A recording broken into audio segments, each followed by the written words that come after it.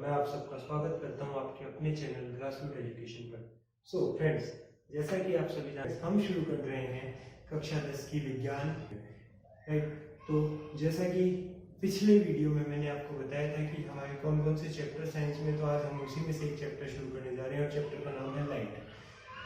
सो इंतजार किसका है दोस्तों, चलो पढ़ना शुरू करते हो। हाँ, अगर आपको हमारा वीडियो पसंद आए तो लाइक और कमेंट करना बिल्कुल मत भूलिएगा और सब्सक्राइब करें हमारे चैनल ग्रासरूट एजुकेशन, ताकि हमारी कोई भी नई वीडियो अपलोड होते ही आपको तुरंत से भी तुरंत मिल जाए। तो चलिए चलते हैं अपने चैप्टर। तो फ्रेंड्स, शुरू करते हैं अपने सिलेबस को। ठीक है, तो साइंस के सिलेबस में जो सबसे पहले हम पढ़ने वाले हैं वो है आरबीएसई के अकॉर्डिंग आपका चैप्टर नंबर 9 और एनसीईआरटी के अकॉर्डिंग चैप्टर नंबर 10, जो नाम है लाइट। तो बिफोर गोइंग फर्दर, सबसे पहले हम देख लेते हैं कि हम चैप्टर में क्या क्या डिस्कस करने वाले हैं। तो जो हमारा शेड्यूल रहेगा वो ये रहेगा। सबसे पहले हम डिस्कस करेंगे बेसिक इंट्रोडक्शन टू लाइट, जिसमें हम ये देखेंगे कि बेसिकली लाइट एग्जैक्टली होती क्या है, क्या क्या टर्म्स हैं जो लाइट से रिलेटेड है, लाइट कैसे मूवमेंट करती है, लाइट के क्या फेनोमेनाज होते हैं, अगर कुछ रूल होते हैं तो क्या रूल होते हैं, क्या क्या प्रॉपर्टीज होती है, वो सब कुछ हम लाइट के बारे में देखेंगे यहाँ पे। सेकंड है रिफ्लेक्शन ऑफ लाइट। लाइट का एक फेनोमेना है रिफ्लेक्शन।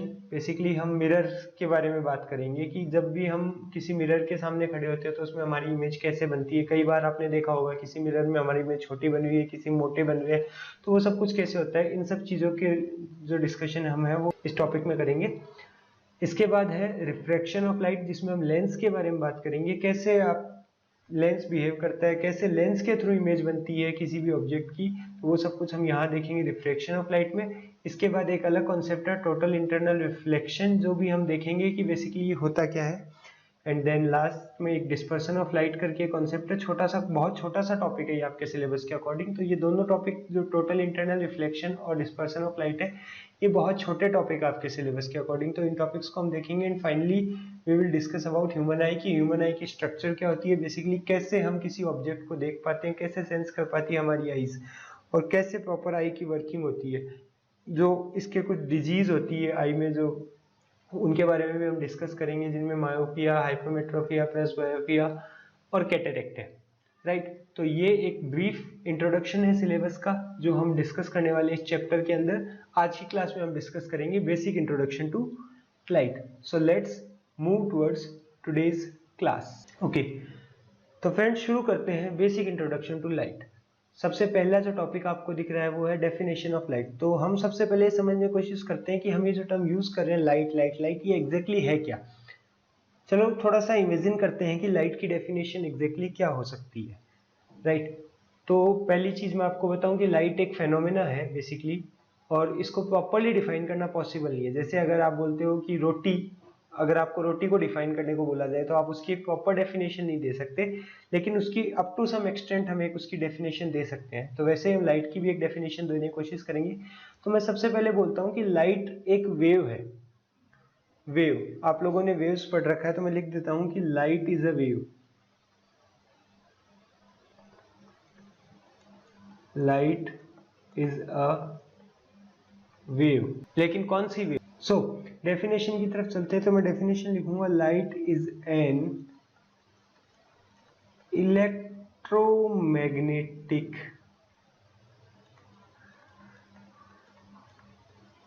वेव।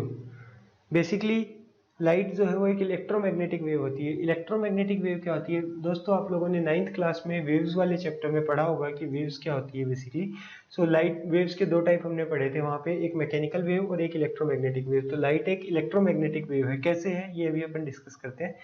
इसके बाद हम बात कर सकते हैं, तो ये बेसिकली विजिबल रेंज में आती है। जो आपका स्पेक्ट्रम बनता है उस स्पेक्ट्रम की विजिबल रेंज में आती है ये। तो these waves comes under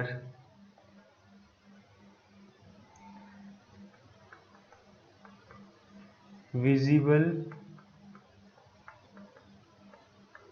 spectrum of UV radiations। Right, so light waves जो है वो विजिबल, एक टाइप से वेव्स हैं जो कि यूवी रेडिएशन है बेसिकली, अल्ट्रावायलेट रेडिएशन। और अल्ट्रावायलेट रेडिएशन में एक पार्ट होता है जो विजिबल स्पेक्ट्रम कहलाता है, जहाँ की लाइट रेज को हम देख सकते हैं, उसके अंदर आती है बेसिकली। तो लाइट की एक प्रॉपर डेफिनेशन ये कह सकते हैं कि लाइट एक इलेक्ट्रोमैग्नेटिक वेव्स है जो कि विजिबल स्पेक्ट्रम में आती है अल्ट्रावायलेट रेडिएशंस के, राइट। इसके बाद हम आगे चलते हैं। तो terms related to light. So what are the terms related to light? The first term is ray of light.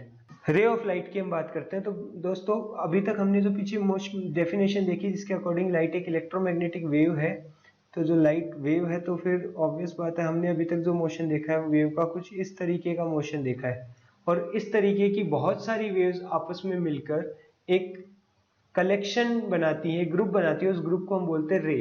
Particular बहुत सारी वेव्स आपस में मिलकर बनाती है रे, जिसको हम बोलते हैं रे ऑफ लाइट। और ऐसी बहुत सारी रेज मिलके लाइट की बीम बनाती है।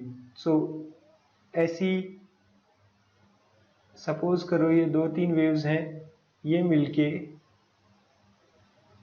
ये कंबाइन होके आपको बना रही है एक लाइट रे, and this particular thing is called ray of light, right.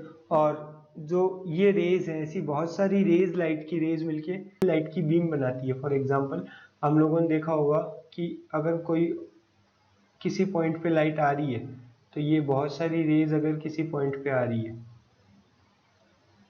या किसी पॉइंट से लाइट रेज जा रही है, तो बहुत सारी रेज हो सकता है उस पॉइंट से जा रही हो, और यह हो सकता है कि लाइट रेज कहीं से ऐसे निकल रही हो। ये 3 केसेस पॉसिबल है जो कि लाइट की बीम्स हैं। ये पूरी सारी रेज आपस में combinedly कहलाएंगी beam of light.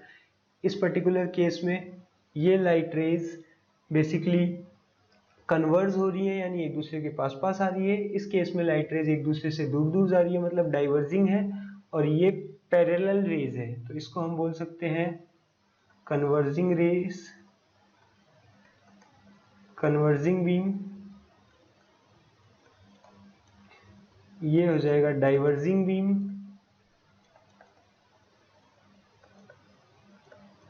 And this one is parallel beam, right.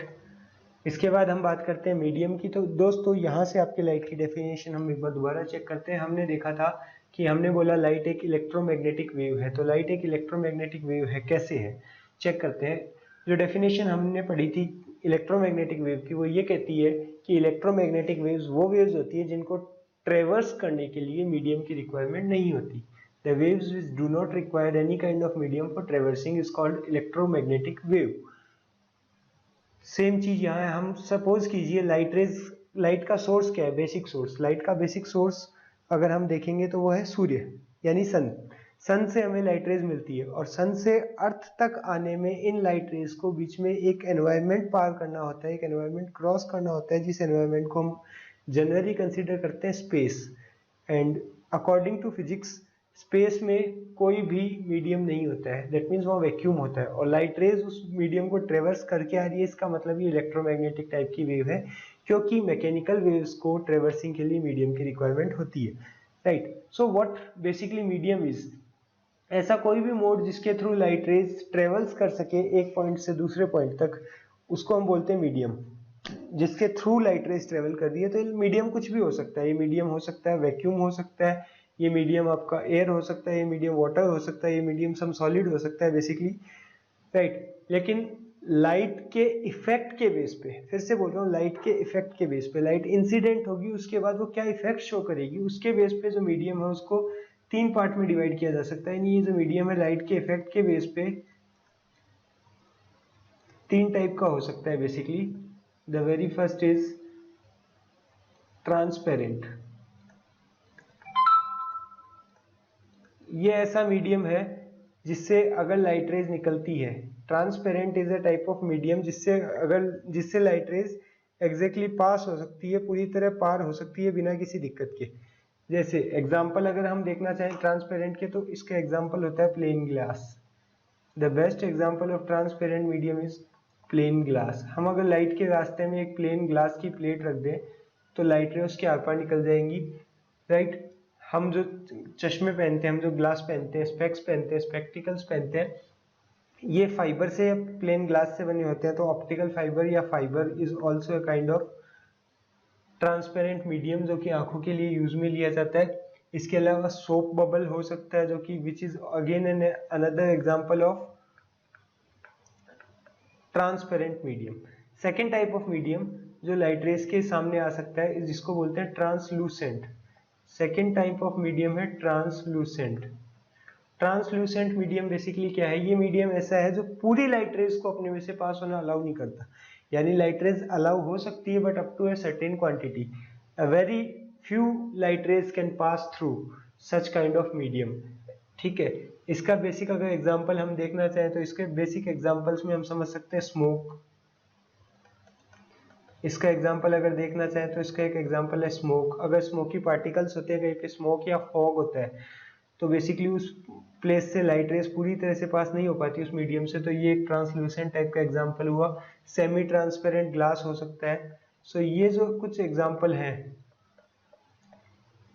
ये एग्जांपल्स हैं ट्रांसलूसेंट मीडियम के। एंड जो तीसरे टाइप का मीडियम हो सकता है वो है ओपेक।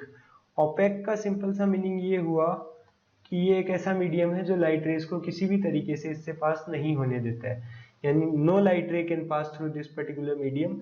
और कोई भी सॉलिड मीडियम जनरली ओपेक ही होता है, जो कि रिफ्लेक्ट करवा रहा है लाइट रेस को, वो अपने अंदर से अलाउ नहीं कर रहा है पास होना, रिफ्लेक्ट करवा रहा है, वो ओपेक होगा।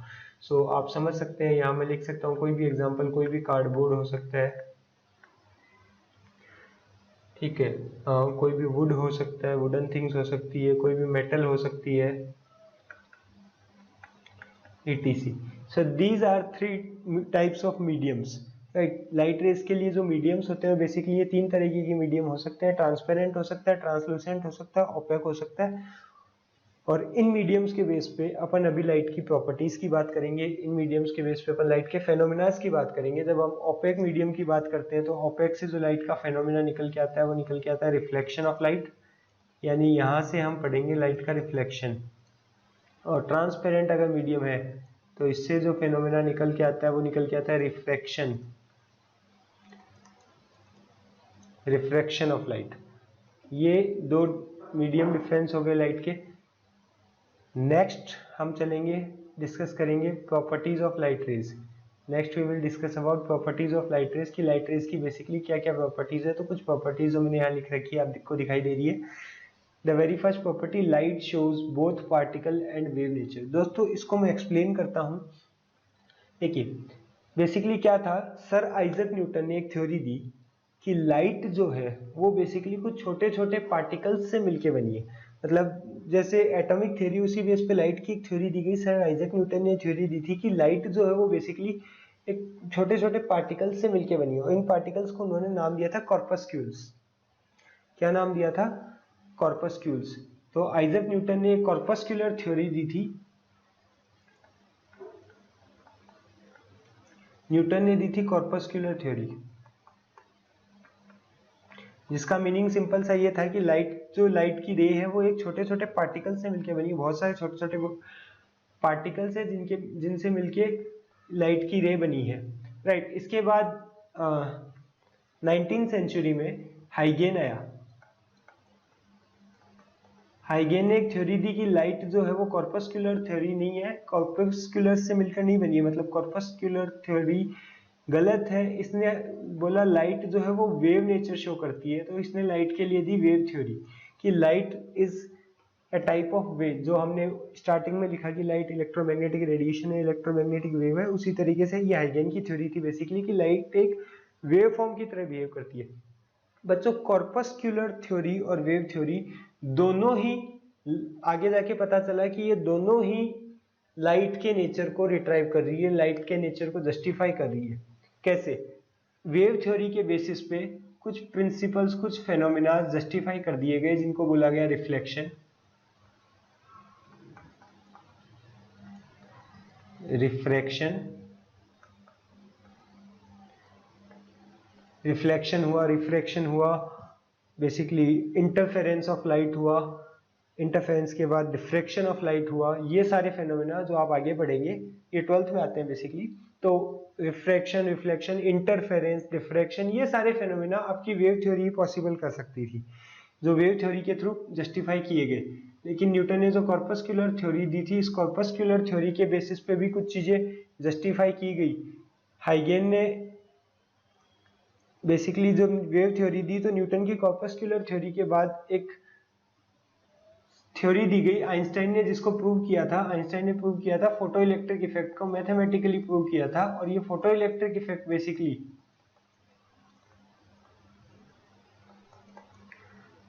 कॉर्पस्कुलर थ्योरी पे बेस्ड है। तो दोनों ही कुछ ना कुछ फेनोमेनास को जस्टिफाई करते हैं, दोनों ही लॉ, राइट। इसलिए एल्बर्ट आइंस्टाइन ने बेसिकली लाइट के दोनों नेचर माने। इन्होंने माना है कि basically Albert Einstein,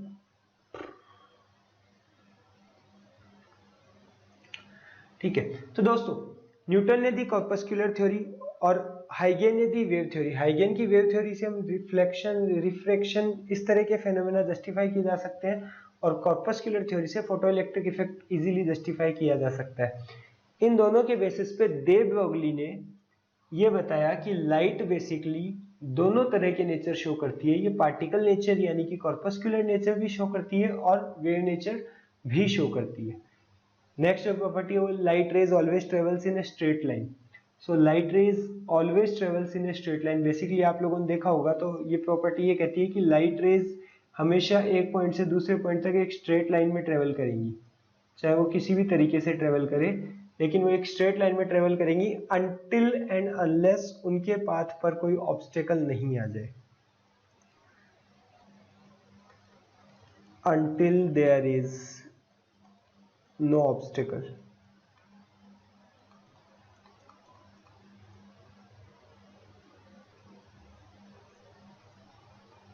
Until there is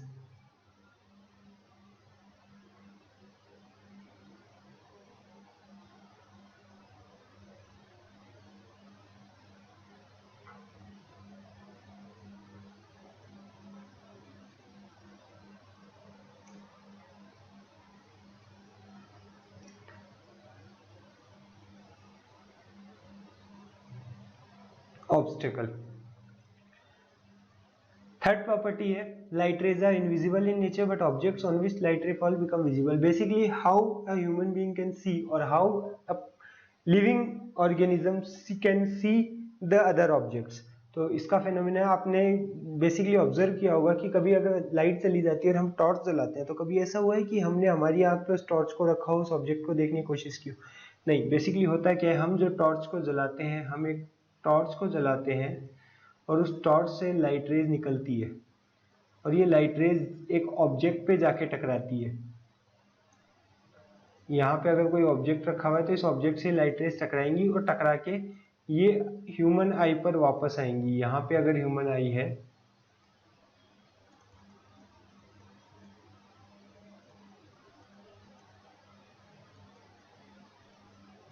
अगर यहाँ पे मैं मानता हूँ ह्यूमन आई है, तो ह्यूमन आई से पर ये ऑब्जेक्ट से टकरा के लाइट रेज वापस आएंगी और इस तरीके से ये ऑब्जेक्ट विजिबल होगा बेसिकली। तो ये अगर आई है और यहाँ पे अगर हमने टॉर्च जलाई है, तो टॉर्च से लाइट रेज निकलेंगी, ऑब्जेक्ट से टकराएंगी और ह्यूमन आइज पर वापस जाएंगी। इसी से ये ऑब्जेक्ट विजिबल होगा, अदरवाइज वो ऑब्जेक्ट हमें विजिबल नहीं होगा। तो बेसिकली लाइट रेज हमें दिखाई नहीं देती है, तो light rays are invisible in nature but on the objects which it falls become visible, right. Next है लाइट रेज। मैंने आपको बताया कि अल्ट्रावायलेट रेडिएशन है, विजिबल स्पेक्ट्रम में आती है। बेसिकली लाइट रेज की जो वेवलेंथ है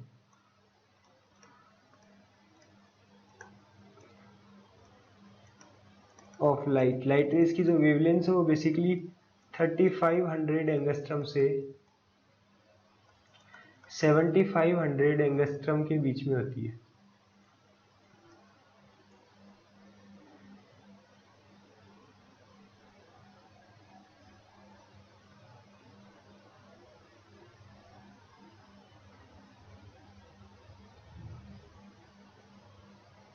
थर्टी 3500 एंगस्ट्रम से 7500 एंगस्ट्रम के बीच में होती है, जहाँ पे एंगस्ट्रम का सिंपल सा मतलब होता है 10⁻⁻10 मीटर, राइट। तो ये लाइट रेज की वेवलेंथ होती है। इसके बाद लाइट रेज जो व्हाइट लाइट है, अगर हम एक व्हाइट लाइट रे को देखते हैं तो वो 7 कलर्स का कॉम्बिनेशन होती है, जिसको बोला जाता है विबग्योर। बच्चों हिंदी में जो आप लोगों ने अगर पढ़ा हो तो ये होता है बेनिया है पिनाला, बेनिया है पिनाला। अगर आपने हिंदी में पढ़ा हो तो ये होता है, इंग्लिश में इसको बोलते हैं VIBGYOR, that is violet, indigo, blue, green, yellow, orange and red. यानी इन 7 कलर से मिलके व्हाइट लाइट रे बनी होती है, जिसे इंग्लिश में विबग्योर और हिंदी में बेनिया पिनाला बोला जाता है। यहाँ पे एक सवाल उठता है बेटा कि रेड की जो वेवलेंथ है उसकी वेवलेंथ हाईएस्ट होती है,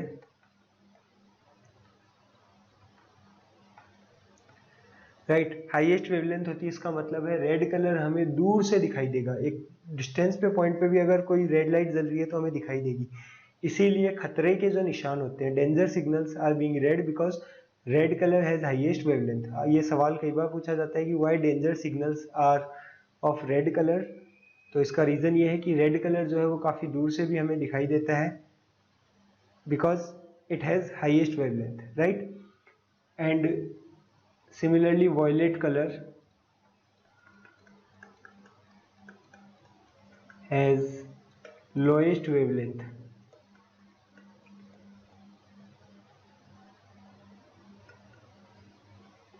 violet color has lowest wavelength। in between यहाँ एक कलर आता है येलो, राइट। और येलो कलर की जो है वेवलेंथ